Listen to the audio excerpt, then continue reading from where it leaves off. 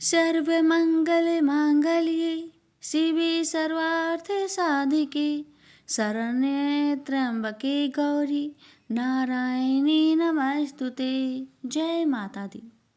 प्रेम से बोलिए मंगला गौरी माता की जय। प्यारे भक्तों, आज आप श्रवण करेंगे श्रावण मास के दूसरे मंगलवार की व्रत कथा। बहुत समय पहले की बात है। भारतवर्ष के दक्षिण दिशा में विदर्भ नामक एक समृद्ध राज्य था। वहाँ एक पुण्य आत्मा राजा राज्य करता था, जिसका नाम था देवकी रथ। राजा धर्मपरायण, न्यायप्रिय और प्रजा के हितैषी थे। उनके राज्य में किसी भी वस्तु की कमी नहीं थी। चारों ओर धन्य धान्य की वर्षा थी। सेना शक्तिशाली था। खजाने भरे पड़े थे। महल रत्नों से जगमगा रहे थे। लेकिन इन सब के बीच एक ऐसा दुख था जिनसे राजा और रानी के जीवन को भीतर से खाली कर रखा था। भक्तों, वो क्या था, आप बता पाएंगे? जी हाँ भक्तों, वह था संतानहीन का दुख, संतान का दुख। राजा और रानी के जीवन में बरसों बीत गए थे, पर कोई संतान नहीं हो रही थी। राजा जब भी मंदिर जाते, प्रार्थना करते, हे प्रभु, हे माँ, मेरे जीवन को पूर्णता दो, मेरे वंश को आगे बढ़ाने का अवसर दो। रानी भी हर व्रत करती, पूजन करती, लेकिन फिर भी संतान सुख उन्हें नहीं मिल पा रहा था। भक्तों, एक दिन श्रावण मास का आगमन हुआ। सावन की हरियाली, वर्षा की बूंदे, मंदिरों की घंटियां, सब कुछ रानी के मन को छू रहा था। उसी दिन रानी ने एक दृढ़ संकल्प लिया। रानी ने गंगा जल हाथ में लेकर देवी से कहा, हे माँ मंगला गौरी, यदि इस जीवन में आपने मुझे संतान सुख दिया तो मैं संकल्प करती हूँ कि हर साल सावन मास के हर मंगलवार को पूरे विधि विधान से आपका व्रत करूँगी, आपकी कथा सुनूंगी और लोगों को सुनाऊंगी और हर स्त्री को आपके व्रत की महिमा को बताऊंगी। कृपा कर मुझ पर कृपा करे। इतना प्रार्थना कर रानी फूट फूट कर रोने लगी। ऐसा मानिए कि उसका कलीजा फटा जा रहा हो। उसके आंखों के पानी नहीं रुक रहे थे। भक्तों, लेकिन उन आंसुओं में उसके भक्ति में विश्वास और सच्चे संकल्प का शक्ति छिपी थी। कहते हैं, जब कोई भक्त सच्चे मन से माँ से प्रार्थना करता है तो माँ कभी खाली नहीं लौटाती। प्यारे भक्तों, जिसके मन में श्रद्धा सच्ची होती है, माँ मंगला गौरी उसकी हर इच्छा को पूरी करती है। भक्तों, रानी का संकल्प, उसकी भक्ति और माँ मंगला गौरी की कृपा, तीनों ने मिलकर चमत्कार कर दिखाया। भक्तों, कुछ ही महीने के भीतर रानी गर्भवती हो गई और ठीक 9 महीने बाद उसने एक तेजस्वी, सुंदर और दिव्य तेज से युक्त पुत्र को जन्म दिया। उस दिन पूरे विदर्भ देश में जैसे दीपावली मनाई गई हो। राजा देवकी रथ ने आकाश में, धरती में ढेरों दीप जलवाए। नगर के कोने कोने में मिठाइयाँ बांटी गई और मंदिरों में घंटियों की गूंज चारों दिशाओं में गूंजने लगी। राजा ने पुत्र का नाम रखा सिद्धार्थ, यानी जिसका जन्म उद्देश्य पूर्ण हो, सफल हो। रानी ने भी अपने व्रत का पावन वचन नहीं भूला। हर साल सावन के महीने में हर मंगलवार को वो मंगला गौरी माता की पूजा विधि पूर्वक करती थी। कथा कहती, दीप जलाती, सुहागिनों को बुलाकर श्रृंगार देती। उनकी आस्था और समर्पण देखकर राज्य की अन्य रानियां भी माता के व्रत से जुड़ने लगी। साल दर साल बीते और बालक सिद्धार्थ अब युवा हो चला था। भक्तों, वह शांत स्वभाव का था, विनम्र और आज्ञाकारी पुत्र था। उसमें कोई बुराई नहीं थी, लेकिन एक विचित्र बात सबको खटकने लगी।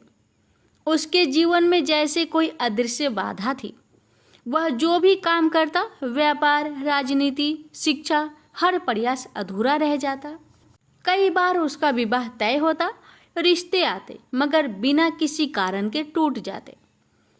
राजा और रानी परेशान थे। उन्हें समझ नहीं आता था कि जिस पुत्र को देवी की कृपा से पाया, उसके जीवन में इतनी असफलता क्यों।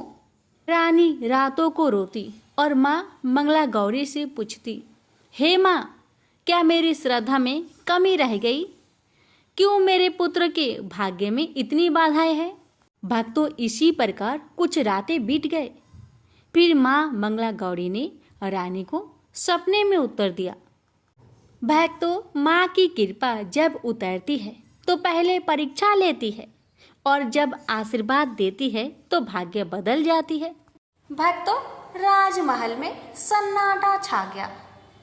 चारों ओर मौन था, लेकिन रानी के हृदय में आधियाँ चल रही थी। पुत्र के जीवन की विफलताएं देख देख कर अब रानी का हृदय टूटने लगा। उस रात वह चुपचाप देवी मंगला गौरी के मंदिर में गई, दीपक जलाया और आंखों में आंसू भरकर माँ से कहने लगी, हे माँ, तुमने मेरी गोद भरी, यह मेरा सौभाग्य था। मैंने तुझे सच्चे मन से पूजा, बरसों से व्रत किया। अब जब मेरा पुत्र बड़ा हुआ है तो क्यों हर मार्ग बंद है? उसका भाग्य क्यों सोया हुआ है? क्या मेरी भक्ति अधूरी थी? रानी का गला रूठ गया, शब्द टूटने लगे, और फिर वही मंदिर में आंसू की बानी बन गए। उस रात जब रानी अपनी सैया पर सोई तो उन्हें एक दिव्य सपना आया। सपना में स्वयं माँ मंगला गौरी प्रकट हुई। वो देवी तेज से दीप्त थी, जैसे चांदनी में सूरज का आलोक। माँ ने स्नेह भरे स्वर में कहा, हे रानी, तेरी भक्ति निष्कल है। तेरे व्रत ने मुझे प्रसन्न किया और उसी का फल है तेरा पुत्र।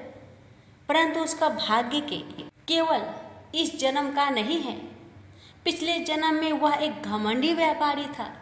उसने कभी गरीबों की सुध नहीं ली, स्त्रियों का अपमान किया और अहंकार में डूबा रहा।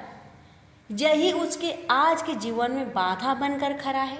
ये सुनकर माँ रानी की आंखों से आंसू बह निकले। माँ ने आगे कहा, किंतु चिंता मत कर, तेरे व्रत ने उसे मेरा कृपा पात्र बनाया है। अब यदि वह स्वयं श्रावण मास के मंगलवारों को मेरा व्रत श्रद्धा से करे तो उसका भाग्य भी जाग उठेगा, जैसे अंधकार में दीप जल उठता हो। यह कहकर मां अंतर ध्यान हो गई। सुबह रानी की आँख खुली और हृदय भाव विभोर था। उसने सिद्धार्थ को अपने सपने की सारी बात बताई, और यह सुनकर सिद्धार्थ की आंखों में भी एक नई तेज जाग उठी। वह बोला, माँ, यदि माँ स्वयं बुला रही है तो क्या मैं चुप बैठ सकता हूँ? और उसी क्षण उसी श्रद्धा के साथ सिद्धार्थ ने संकल्प लिया कि अब वह हर सावन मंगलवार को माँ मंगला गौरी का व्रत करेगा।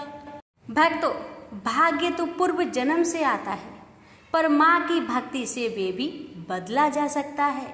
भक्तों, सिद्धार्थ ने माँ मंगला गौरी के वचनों को अपने जीवन का धर्म बना लिया। जिस पुत्र के भाग्य में विफलता की रेखाएं थी, उसी ने अब श्रद्धा से सावन मंगलवार का व्रत शुरू किया। पहले ही मंगलवार को एक अद्भुत चमत्कार हुआ। जिस व्यापार में वर्षों से घाटा हो रहा था, वहां अचानक लाभ होने लगा। पुराने ग्राहक लौट आए, धन की वर्षा होने लगी। लोग कहने लगे, ये वही सिद्धार्थ है।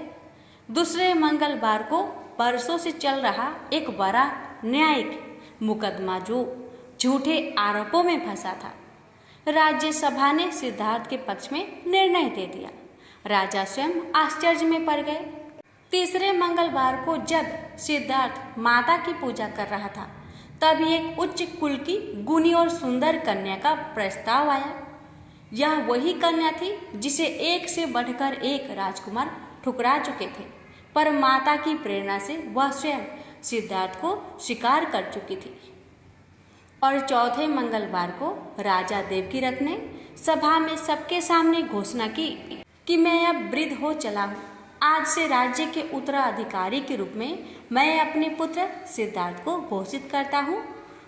वह अब केवल मेरा नहीं, पूरे विदर्भ का राजकुमार है। सभा में जय घोष हुआ। माँ मंगला गौरी की जय, राजकुमार सिद्धार्थ की जय।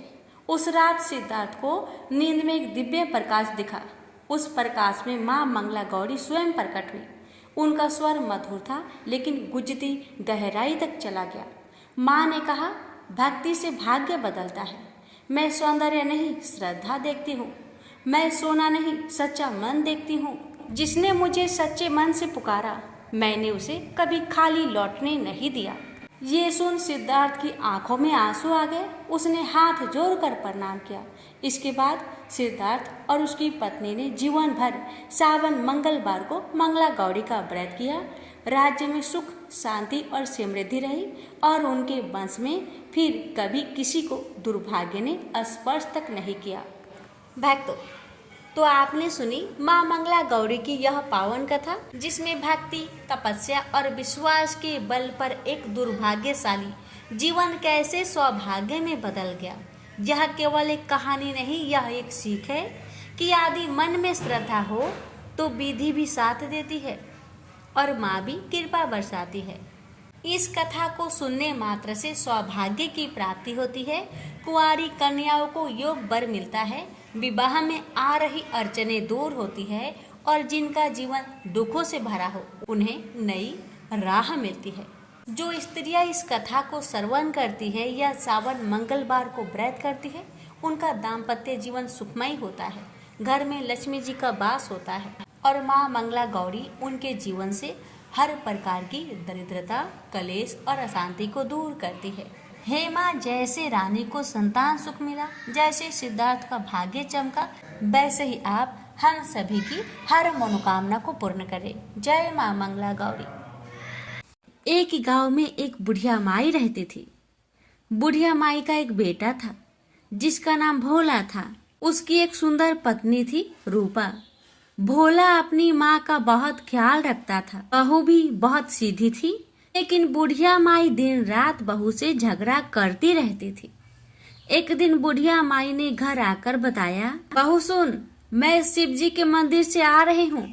वहाँ सब बातें कर रहे थे कि यदि सावन के सोमवार का व्रत कर अगले दिन मंगलवार को मंगला गौरी का व्रत किया जाए तो भोले बाबा और माँ पार्वती की कृपा से तुझे बेटा हो सकता है।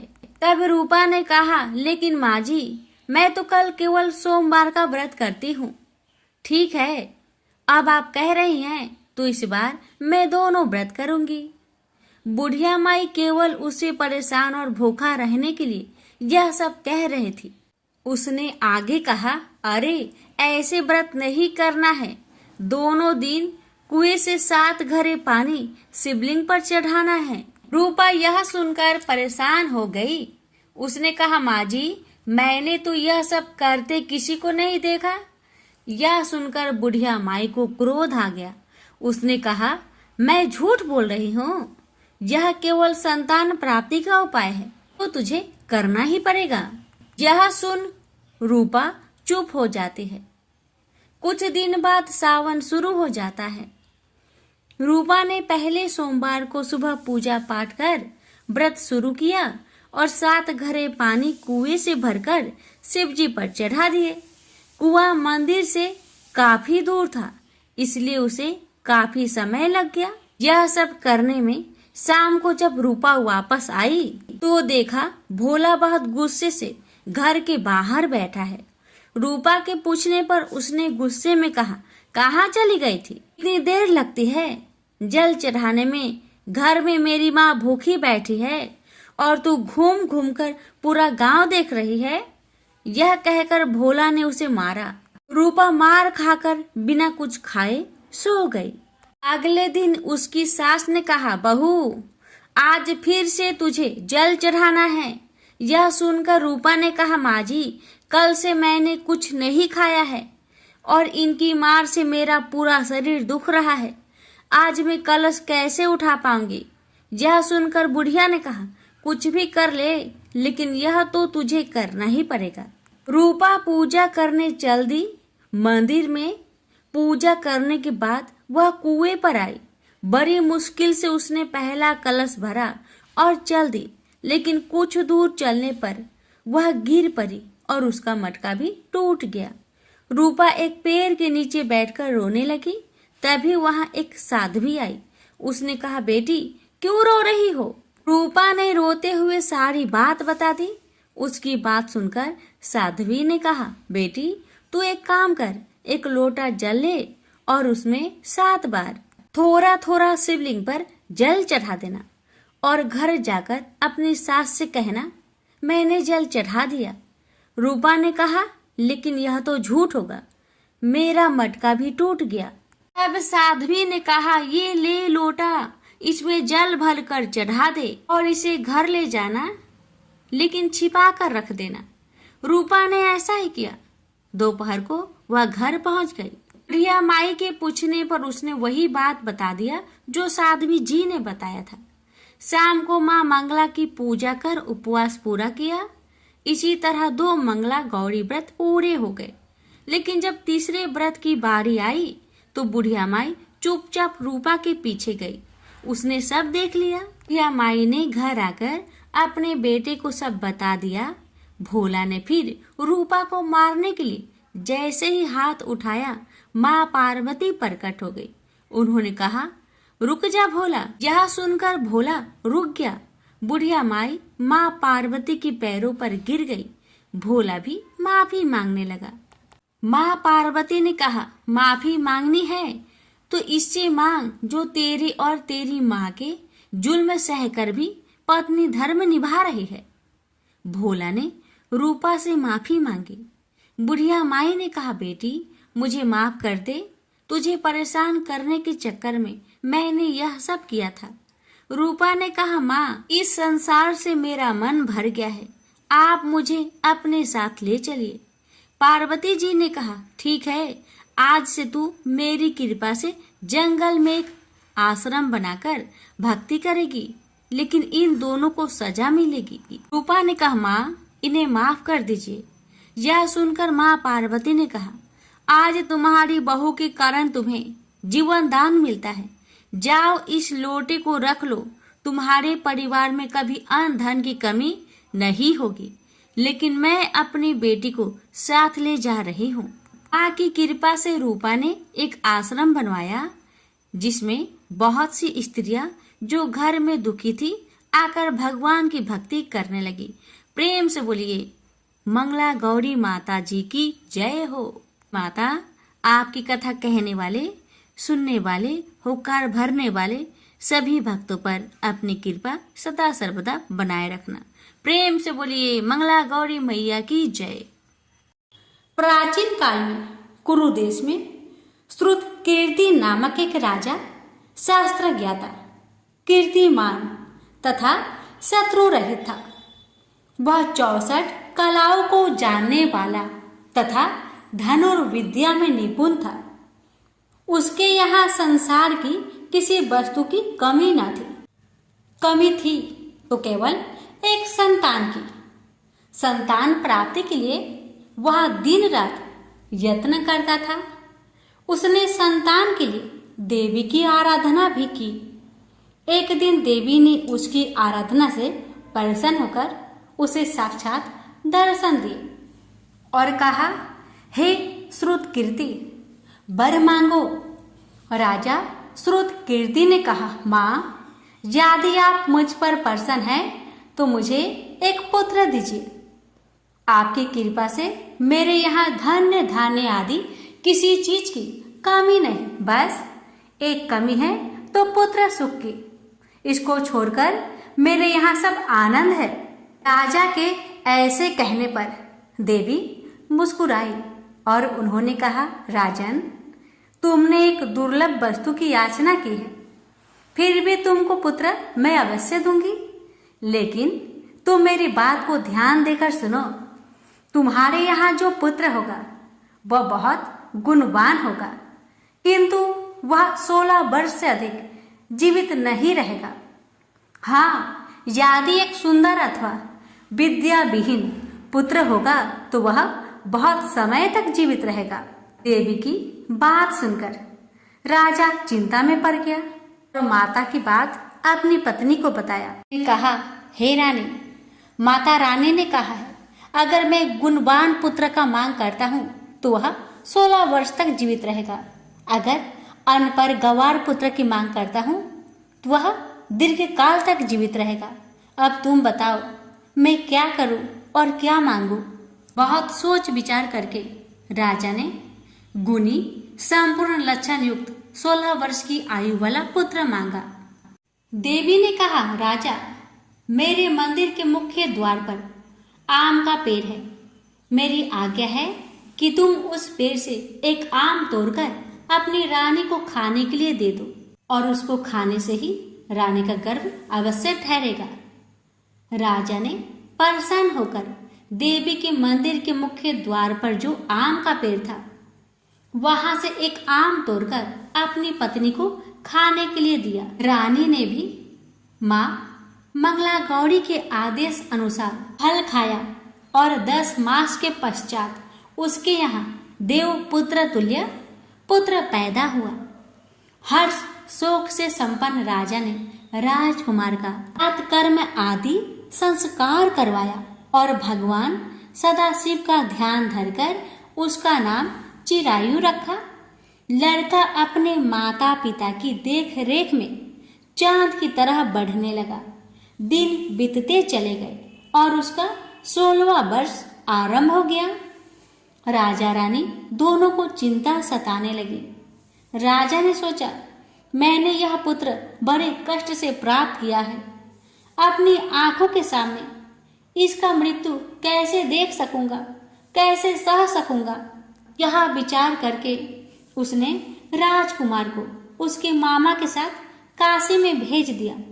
जाने के समय रानी ने अपने भाई से कहा, भाई, तुम कार्पटिक भेष धारण करके राजकुमार को काशी ले जाओ। मैंने इसके जन्म से पूर्व भगवान श्री सदाशिव से प्रार्थना की थी कि हे प्रभु, पुत्र प्राप्ति पर मैं उसे जगत पिता की यात्रा के लिए भेजूंगी। इसको इसी समय काशी ले जाओ, इसकी देह प्राण की रक्षा करना। रानी का भाई अपनी बहन की बात सुनकर भांजे को साथ लेकर काशी चला गया। कई दिन की यात्रा के पश्चात वह आनंद नगर पहुंचा।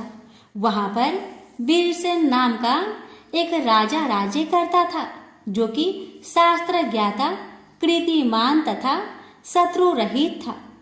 उस राजा की कन्या मंगल गौरी अपने रूप लावण्य के कारण चहु और प्रसिद्ध थी। मानो वह राजकुमारी आकाश के चांद की तुलना में धरती की चांद थी।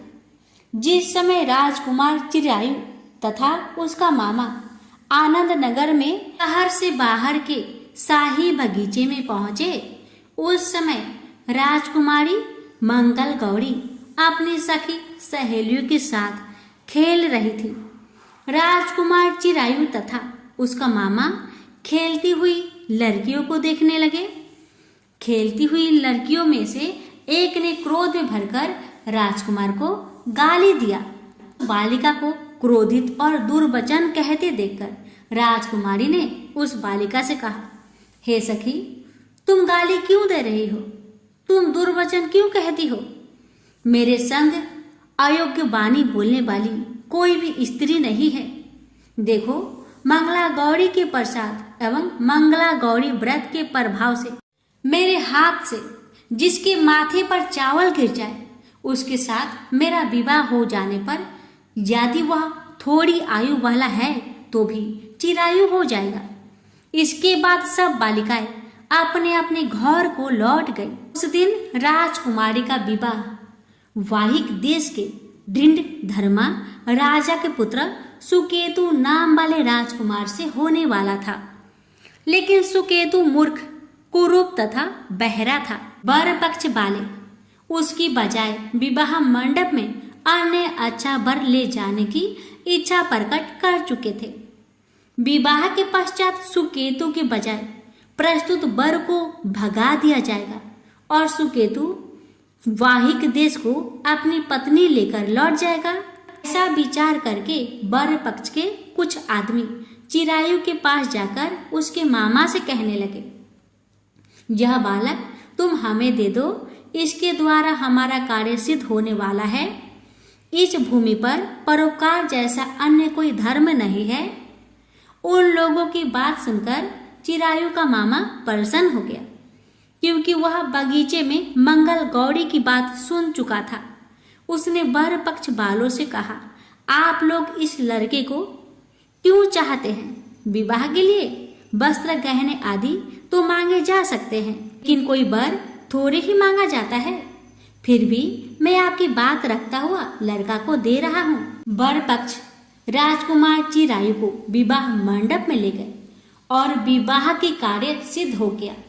जब सप्तपदी आदि कार्य होने के बाद रात में राजकुमार मंगल गौरी के साथ सोया, तभी उसका 16वां वर्ष समाप्त हो रहा था।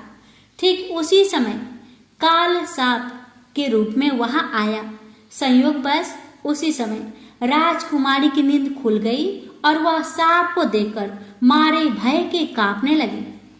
फिर उसने भय त्याग कर सांप की पूजा की, पीने के लिए उसे बहुत सा दूध दिया, प्रार्थना की, दीन बानी से उसकी स्तुति की। मंगल गौरी ने कहा, मैं उत्तम व्रत करूंगी, मेरे पतिदेव जीवित हो जाए और चिरंजीवी हो। देखते ही देखते सांप कमंडल में प्रवेश कर गया। अपनी कुछ की चोली से राजकुमारी ने कमंडल का मुख बांध दिया। उस समय राजकुमार अपने शरीर के अंगों को ऐंठते हुए जागकर उठकर बैठ गया। उसने राजकुमारी से कहा, मुझे बहुत भूख लगी है। राजकुमारी ने माता के समीप जाकर लड्डू आदि लाकर राजकुमार को खाने के लिए दिए। राजकुमार ने प्रसन्न होकर भोजन किया। हाथ धोते समय उसके हाथ से अंगूठी गिर गई। वह पान खाकर दोबारा सो गया। उसके सोने के बाद राजकुमारी कमंडल को बाहर फेंकने के लिए गई, लेकिन विधि के विधान से बाहर जाते समय चमकते हुए हार की चमक देखकर चकित रह गई। उसने उस घाट में स्थित हार को अपने गले में पहन लिया।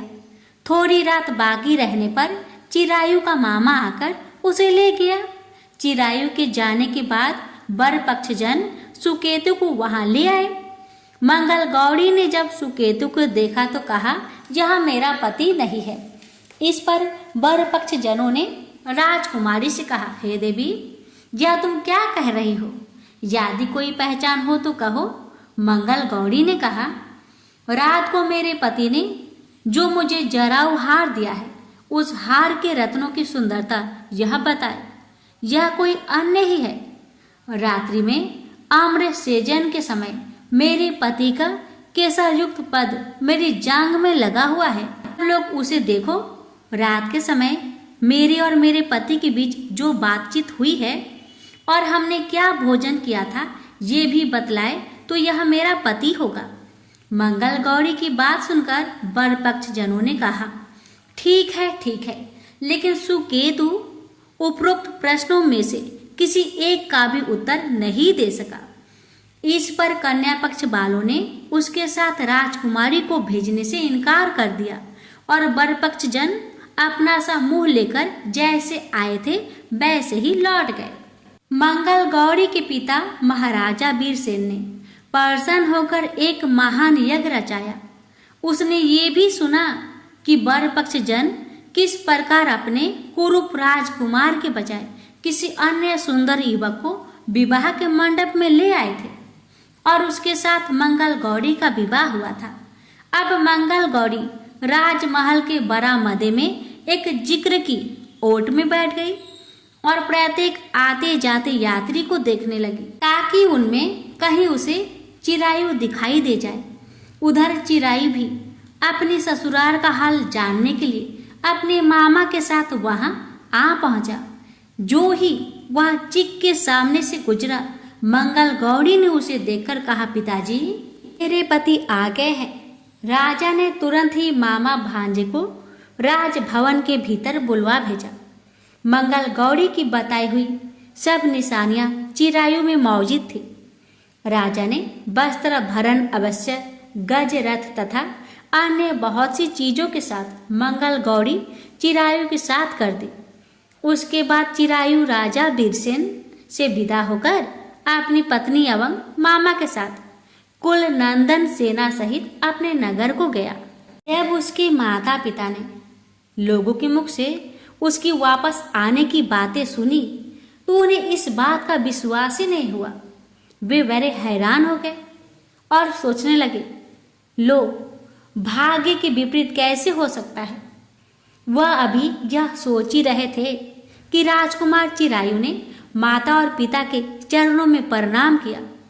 माता ने उसका सिर चूमा और उसके आनंद का कोई पराबर ना रहा। फिर उसने पुत्र वधू को अपनी गोद में बैठाकर उससे सारा हालचाल पूछा। मंगल गौरी ने उनको व्रत का महात्म्य तथा पिछला समस्त घटनाक्रम बतलाया। मंगला गौरी के कारण ही तभी से यह व्रत मंगल गौरी के नाम से प्रसिद्ध हुआ। से जो कोई भी सुनेगा अथवा इसका कीर्तन करेगा उसके सभी मनोरथ सिद्ध हो जाएंगे। से बोलिए मंगला गौरी माता की जय हो। मंगला गौरी की आरती। जय मंगला गौरी माता, जय मंगला गौरी माता, ब्रह्म सनातन देवी शुभ फल कदा दाता। जय मंगला गौरी माता, जय मंगला गौरी माता, औरि कुल पद्म विनाशनी जय सेवक त्राता। जग जीवन जगदम्बा हरिहर गुण गाता। जय मंगला गौरी माता, जय मंगला गौरी माता। सिंह को वाहन साजे कुंडल है हाथ देव बांधो, जह गावत नित्य करता था। जय मंगला गौरी माता, जय मंगला गौरी माता। सतयुग सी सुसुंदर नाम सती कहलाता, हिमाचल घर जन्मी सखियन रंगीराता। जय मंगला गौरी माता, जय मंगला गौरी माता। शुभ निशुभ विदारे हिमाचल श्वेता, सहस भुजा तनु धरि के चक्र लियो हाथा। जय मंगला गौरी माता, जय मंगला गौरी माता। सृष्टि रूप तू ही जननी विसंग रंग राता। नंदी भृंगी बिन लाही तारा मद माता। जय मंगला गौरी माता, जय मंगला गौरी माता। देवन अरज करते हम चित को लाता, गावत दे दे ताली मन में रंग राता। जय मंगला गौरी माता, जय मंगला गौरी माता। मंगला गौरी माता की आरती जो कोई गाता, सदा सुख संपत्ति पाता। प्रेम से बोलिए मंगला गौरी माता की जय। माता सबका कल्याण करे।